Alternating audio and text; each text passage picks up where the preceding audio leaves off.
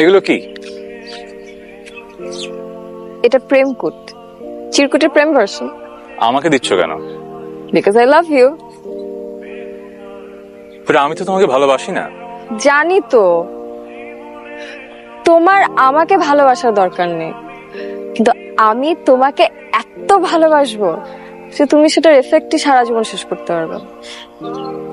আমি তো তোমাকে বলেছি আমি প্রিয়তা নামে একজনকে ভালোবাসি।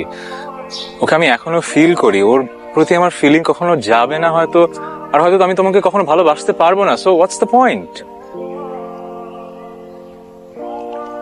অসুবিধা নেই, তোমার ভালোবাসা নয় নাই পেলাম, কিন্তু তোমাকে ভালোবাসতে তো পারবো।